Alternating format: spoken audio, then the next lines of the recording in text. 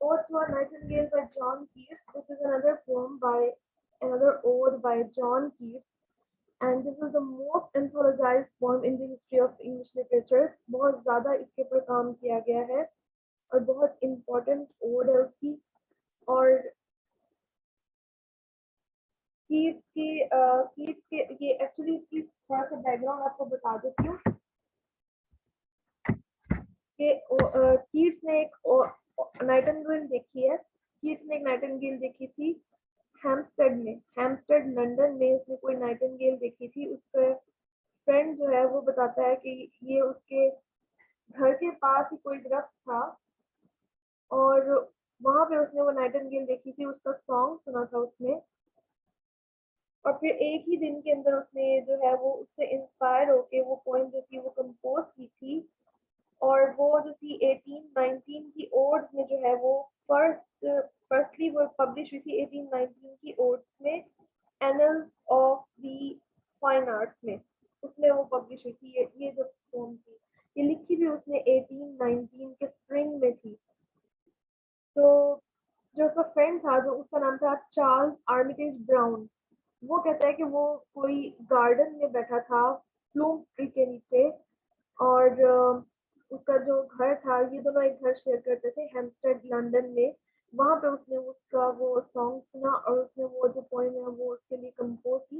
Just as Oran Grecian earn में उसने वो कोई अर्न जो थी वो ब्रिटिश म्यूजियम में जाता था और वहां पे उसने वो एक अर्न देखी थी जिसके पर उसने वो पोएम लिखी थी। तो ओरन ग्रेशियन अर्न जो थी वो एक एक्सप्रेसिक पोएम थी। एक्सप्रेसिक मीन कि वो ऐसा पीस ऑफ आर्ट जो किसी दूसरे पीस ऑफ आर्ट के ऊपर लिखा जाए। जैसे कि पोएम खुद एक पीस ऑफ आर्ट है, आर्ट का पीस है और अर्न जो है वो भी एक पीस ऑफ आर्ट ही है।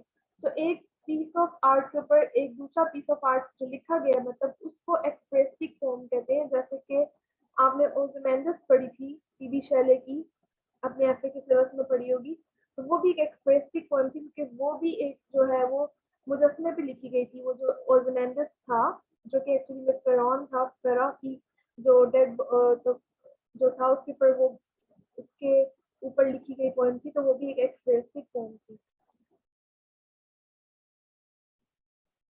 तो इसका बैकग्राउंड आपको पता चल गया कि नाइटिंगेल को उसने पोएम्स के लिए इंस्पिरेशन कहाँ से ली थी। उसने रियल में एक नाइटिंगेल देखी थी और उस पर उसने ये कंपोज की थी पोएम। तो स्टार्ट करते हैं। My heart aches and a drowsy numbness pains my sense, as though of hemlock I had drunk, or emptied some dull opiate to the dreams. 1 minute passed, and leafy words had sung, "'Tis not through envy of thy happy lot, but being too happy in thine happiness, that thou, light-winged dryad of the trees, in some melodious plot of beechen green, and shadows numberless, singest of summer in full-throated ease."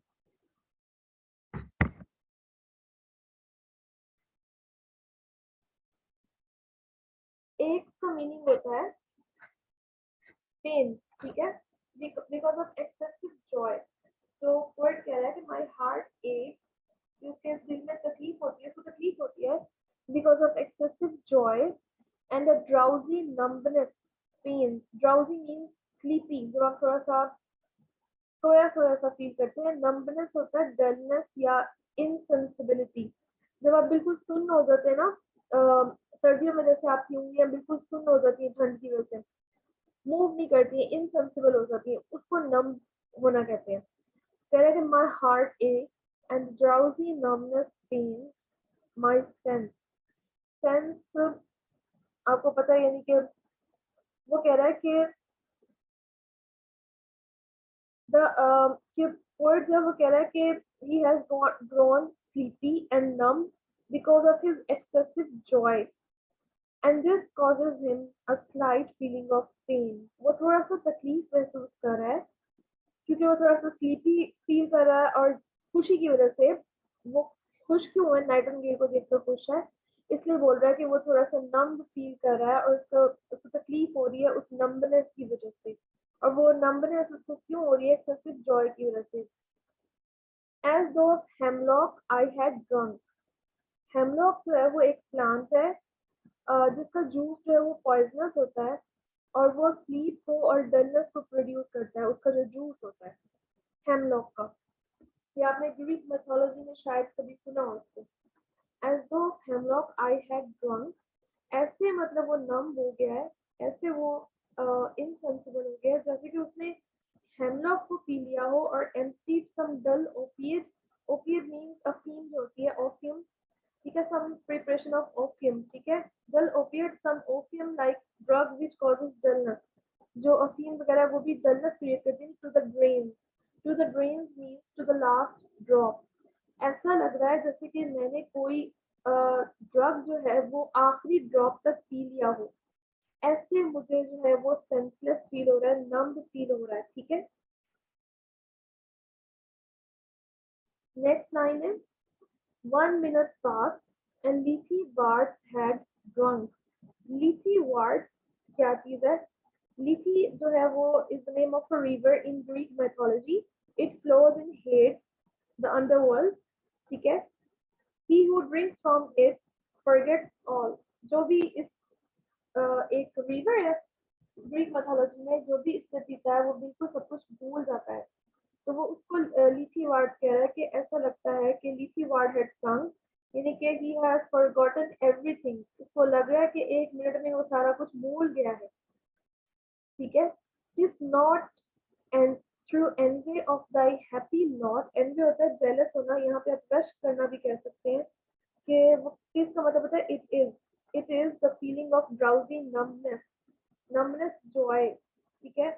When he hears it song, जब sorry वो कह रहा है कि ये जो feeling है ना नमनेस की, उसकी बात वो कह रहा है कि ये इस वजह से नहीं है, not through envy of the happy lot मतलब कि नाइटिंगेल को बोल रहा है कि नाइटिंगेल जो है वो बहुत ज्यादा हैप्पी है, तो तुम्हारी हैप्पीनेस से जेलस होके मैं ऐसे नहीं कह रहा कि मैं नम हो गया हूँ, but being too happy in thine happiness, दाइन मीन्स योर, तुम्हारी खुशी में ज्यादा खुश हूँ, इस वजह से जो है वो कह रहा है मैं नम हो गया हूँ, इस वजह से जो है मैं फीलिंग जो मेरी है वो नम हो गई है और मुझे उसकी वजह से पेन फील हो रही है, बहुत ज्यादा खुशी की वजह से, बहुत ज्यादा एक्साइटमेंट की वजह से। That thou light winged dryad of the trees in some melodious plot of beechen green, अच्छा लाइट विंग ड्रायड, ड्रायड का मीनिंग क्या है? ड्रायड का मीनिंग होता है वुड निम्फ, वो एक वुड निम्फ है ग्रीक मैथोलॉजी के मुताबिक। एक dryad was a nymph inhabiting the tree, जो ट्रीज में रहती है वो निम्फ है। निम्फ अगर आपको याद हो, आपने उसमें पढ़ी थी एलेक्जेंडर पोप की of the law of nymph, उसमें बहुत सारी निम्फ थी। तो निम्फ एक्चुअली में क्या होती हैं? ग्रीक और रोमन मैथोलॉजी में स्पिरिट्स होती हैं, नेचर की स्पिरिट्स होती हैं, which are believed to take form of a young woman and live in trees, rivers and mountains. जो trees, rivers and mountains में रहती है, ये ग्रीक mythology का ये concept है। तो ड्रायड ऑफ द ट्रीज यहाँ पे इसका मतलब है कि वो निम्स हैं, वुड निम्स हैं, वुड में रहती हैं, जंगलों में रहने वाली जो निम्स हैं, उससे उनको कंपेयर कर रहा है। किसको कंपेयर कर रहा है? नाइटिंगेल को कंपेयर कर रहा है कि that thou, thou means you, कि तुम light wing dryad of the trees, tree की जो वुड निम्स जो है, फॉरेस्ट की निम्स की तरह है तुम हो, इन सम मेलोडियस प्लॉट। तो मेलोडियस प्लॉट, आप कह सकते हैं गार्डन एरिया को, बीचन ग्रीन। बीचन ग्रीन का यहाँ मतलब ये है कि बीच ट्रीज से भरा हुआ ग्रीन कलर का गार्डन, ठीक है। मेलोडियस प्लॉट का मतलब है अब a place made melodious by the singing of the Nightingale. Nightingale के मेलोडियस आपको पता है म्यूजिकल को बोलते हैं। प्लॉट होता है ग्रासी लैंड, ठीक है, ग्रासी प्लॉट, ग्रासी प्लॉट जो है वो मेलोडियस हो गया इन सम मेलोडियस प्लॉट। अच्छा ये वाइस वर्सा है, वो जो ग्रासी प्लॉट है वो मेलोडियस क्यों लग रहा है उसको? नाइटिंगेल की सिंगिंग की वजह से उसको मेलोडियस लग रहा है। तो वो जो नाइटिंगेल की क्वालिटी है सिंगिंग की, वो उस गार्डन को ट्रांसफॉर्म हो गई है, और वो भी गार्डन जो है ना, गार्डन जो है वो भी ऐसा लग रहा है जैसे सिंग कर रहा है, जैसे नाइटिंगेल कर रही है। ऑफ बीचन ग्रीन, तो ये तो उसने कहा ना कि ये ट्रांसफर्ड एपिथेट की जो है वो एग्जांपल है, यानी कि वो क्वालिटी वो नाइटिंगेल ने गार्डन को ट्रांसफर कर दी हुई है। तो नेक्स्ट है, क्योंकि क्योंकि जो मेलोडियस लग रहा है उसको वो प्लॉट लग रहा है, लेकिन वो एक्चुअली में वो प्लॉट मेलोडियस नहीं है। वो मेलोडियस क्या है, वो नाइटिंगेल है जो मेलोडियस है, ठीक है।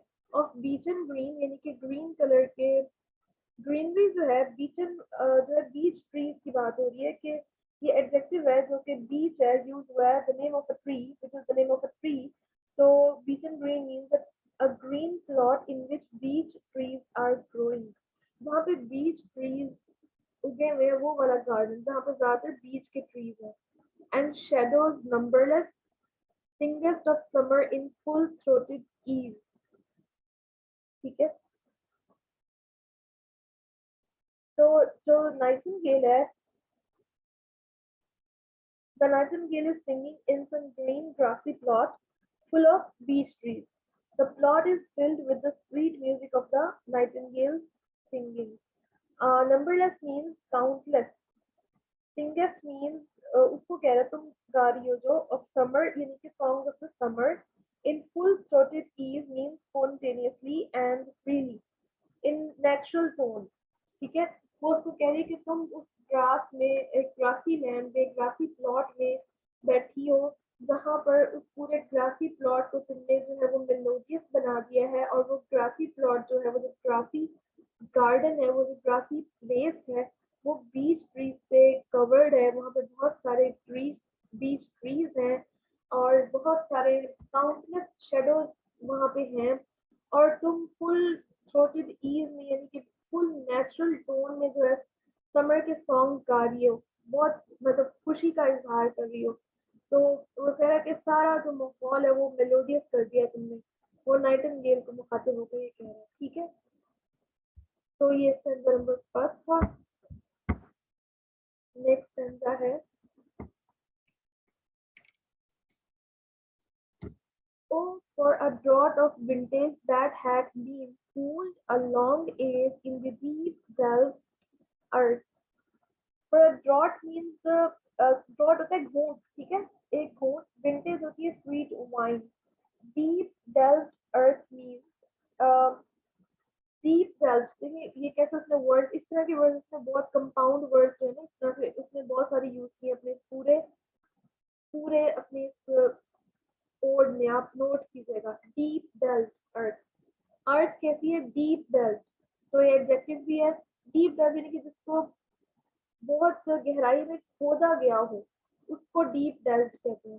तो O for a draught of vintage, vintage sweet wine that had been cooled a long ago in the deep dark earth, ऐसी वाइन का घूंट जिसको जमीन की गहराइयों में कूल करने के लिए, ठंडा करने के लिए, यानी कि उसको उसकी क्वालिटी को बेहतर करने के लिए जो वाइन को जो है ना काफी देर तक जो है वो अर्थ के अंदर दबा के रखते हैं, तो वो उस वाइन को कह रहा है कि उस वाइन का घूंट,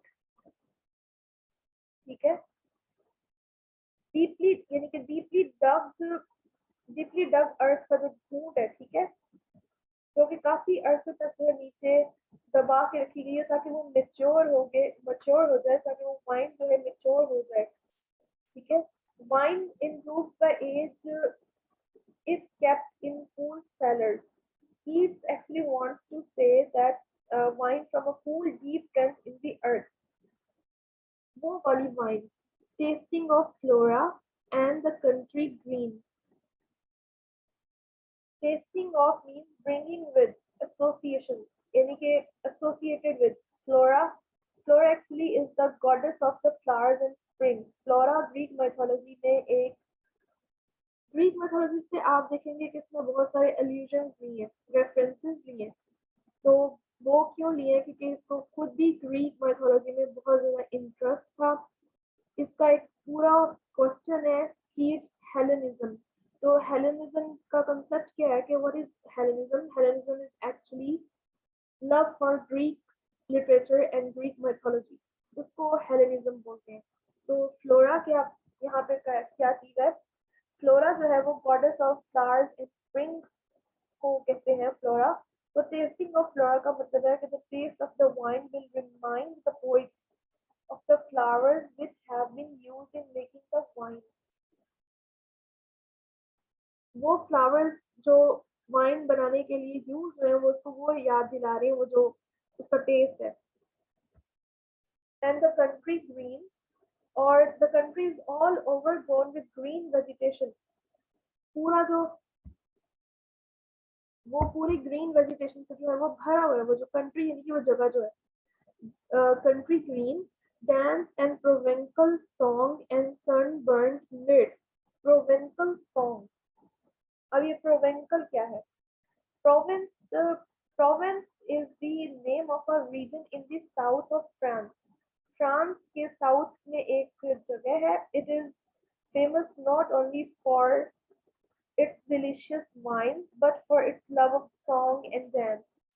डांस के लिए, सॉन्ग के लिए, वाइन के लिए मशहूर है ये फ्रांस में जगह जो है ये province. Province was the home of medieval songsters singing of love।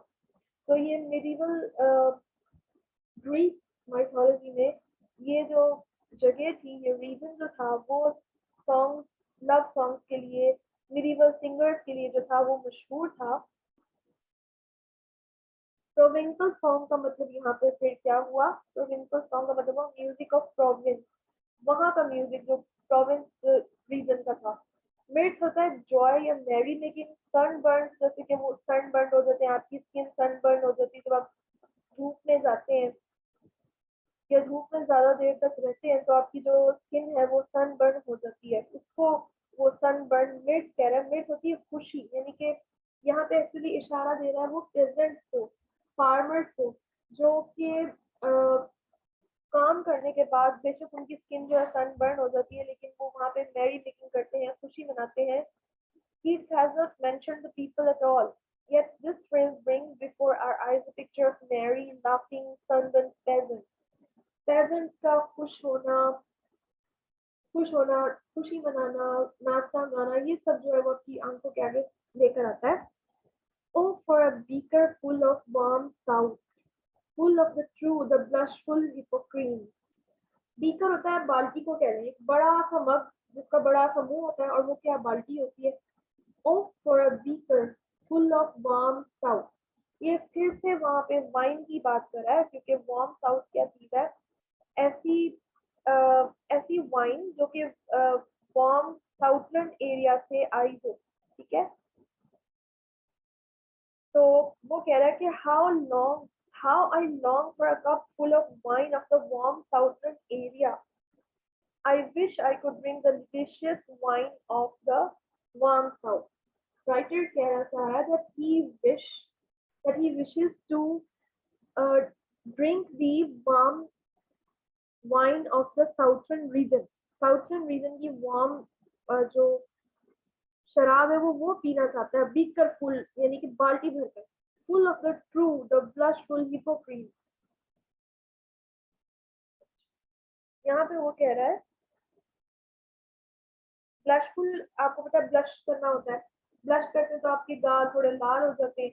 तो यहाँ पे ये कलर इमेजरी यूज हुई है क्योंकि Keats was also a sensuous poet।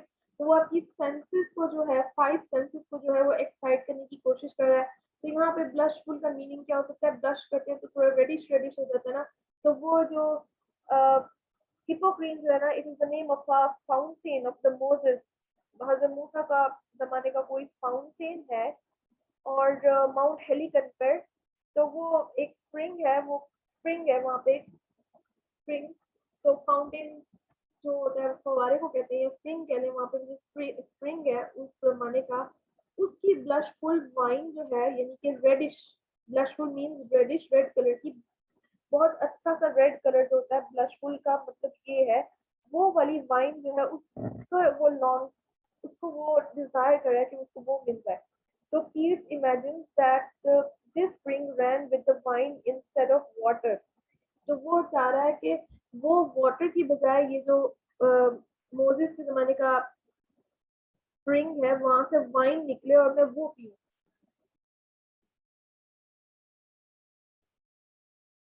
Next है full of the true, the blushful hypocrite, ये हो गया। वो क्या अच्छा इसको दोबारा से बता दूं। वो चाह रहा है कि वो फुल ऑफ द ट्रू का मतलब ये जेन्युइन यानी कि रिच, जेन्युइन यानी कि ट्रू, और ब्लशफुल मींस रिचली कलर्ड वाइन जो कि मोजेस के फाउंटेन से जो कि माउंट हेलिकन पर निकलती है, मुझे वो चाहिए। ठीक है। विद बीडेड बबल्स, देखेंगे अब वो फिर से फिगर्स ऑफ स्पीच यूज करा। Beaded bubbles winking at the brim, with beaded bubbles winking at the brim, beaded bubbles, B, तो ये क्या है, आप बताएंगे ये क्या है। with beaded bubbles winking at the brim, तो beaded bubbles का यहाँ पे क्या मतलब है। beaded यानी कि beads होते हैं, जैसे beads क्या होते हैं, गोल गोल दाने होते हैं। bubbles जो है वो bubbles भी गोल होती है। winking at the brim, brim होता है बिल्कुल उसका कप का जो मुंह होता है ना, उसको बोलते हैं कि कि वो कह रहा है कि बबल्स जो कि वाइन में बनती है उसकी बात कर रहा है। ब्रिम यानी कि upper edge of a cup या ग्लास। तो beautiful phrase, it is a beautiful phrase to describe the bubbles of wine sparkling at the top of the cup। Cup के ऊपर वो जो बबल्स बनती है वाइन की, वो उसकी बात कर रहा है कि वैसे ही होनी चाहिए। एंड पर्पल स्टेन्ड माउथ, यहाँ पे पर्पल का मीनिंग है रेडिश ही है, रेड। ठीक है। स्टेन्ड मतलब कलर्ड, उस तरह का जो है वो माउथ होना चाहिए, माउथ हो जाना चाहिए। That I might drink and leave the world unseen and with the fair away into the forest दिन। ये फिर वो जो उसकी लास्ट वाली लाइन है, वो फिर से उसकी दुनिया में जाना चाहता है, क्योंकि उसकी अपनी दुनिया में बहुत सारी मिजरीज है, लेकिन नाइटिंगेल की दुनिया में कोई मिजरीज नहीं है, कोई कोई गम नहीं है, कोई सॉन्ग नहीं है जो कि कीट्स को है। विद दी का मतलब है विद दी नाइटिंगेल। ठीक है। With the nightingale, fade away का मतलब होता है मेल्ट और डिसॉल्व, गुम हो जाना, खत्म हो जाना। Dim means dark. That I might drink, और यानी कि the poet wishes to drink these wine in order to forget the worldly worries and escape from them into the forest where nightingale is singing। तो जहाँ Nightingale गा रही है वो ये सारी, देखिए वाइन का कंसेप्ट से ही आपको लग रहा है कि he wants to escape from the darker realities of life। तो कीट्स का एक क्वेश्चन जो है वो ये भी है, Keats escapism, that he wants to escape, वो एस्केप करना चाहता था अपनी वर्ल्डली वरीज से, अपनी वर्ल्डली वरीज से, क्योंकि उसको फाइनेंशियल प्रॉब्लम थे, उसकी बिलविड उसको छोड़ के चली गई थी, उसके सामने उसकी मदर की ट्यूबरक्लोसिस से डेथ हो गई थी, उसके भाई की ट्यूबरक्लोसिस से डेथ हो गई थी, उसके लाइफ में और बहुत से प्रॉब्लम थे, तो जिसकी वजह से वो ये ख्वाहिश कर रहा था, वो एस्केप करना चाह रहा था। उसका एस्केप करने का क्या तरीका था कि वो एक एक ऐसे वर्ल्ड में जाना चाहता था, वो एक यूटोपियन वर्ल्ड में जाना चाहता था जहाँ पे सब कुछ सही हो, जहाँ पे सिर्फ हैप्पीनेस हो। और वो उसको लगता था कौन सा वर्ल्ड है, फॉरेस्ट में जो नाइटिंगेल बैठी गा रही है उसका वर्ल्ड है, जिसको कोई वरीज नहीं है, उसके उसके वहाँ पे उसकी दुनिया में कोई बीमारियां नहीं है, कोई मसले नहीं है, और वो जितना खुशी से गा रही है ये भी उस खुशी को महसूस करता है और उसकी खुशी में खुश होता है, और कहता है कि जेलस नहीं हो लेकिन मैं तुम्हारी खुशी में खुश होकर जो है ना वो मतलब दुनिया को भूल जाना चाहता हूँ। और वो कहता है कि ये जो वाइन पी के जो है वो उसकी ही दुनिया में जाना चाहता है। तो अमूमन आप देखते हैं कि जब आप किसी मूवी वगैरह में देखते हैं तो ये वाइन वगैरह जो है ये फॉरगेटफुलनेस के लिए यूज की जाती है। जब कोई हीरो बहुत ज्यादा दुखी होता है या कोई भी कैरेक्टर बहुत दुखी होता है तो वो अमूमन वाइन का इस्तेमाल करता है, और वो मे बी सिर्फ इसलिए करता है कि सब कुछ भूल सके, अपनी वर्ल्ड को जो है वो भूल सके। तो इसमें उसने यही जिक्र किया है, यही उसने ख्वाहिश जाहिर की है, क्योंकि उसकी अपनी लाइफ में प्रॉब्लम्स है, लेकिन उसको लगता है कि नाइटिंगेल की लाइफ में प्रॉब्लम्स नहीं है। ये भी शो करता है उसकी लॉन्गिंग को, उसकी लॉन्गिंग, लॉन्गिंग कहते हैं ख्वाहिश को, उसकी डिजायर को, कि खुशी रहे हमेशा उसके पास, जो कि उसके पास नहीं थी क्योंकि उसकी लाइफ में बहुत प्रॉब्लम्स थी।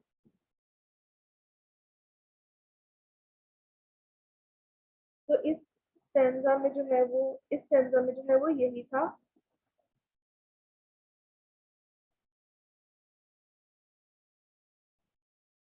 ठीक है। और ये बीडिड बबल जो है ये एलिट्रेशन यूज किया उसने, एलिट्रेशन। और जो इसमें आप देखेंगे उसने कलर इमेजेस यूज की हैं और उसने सेंशुअसनेस का जो उसका है वो उसने 5 सेंसेस को यूज किया, आप देखेंगे उसके बाकी पॉइंट में।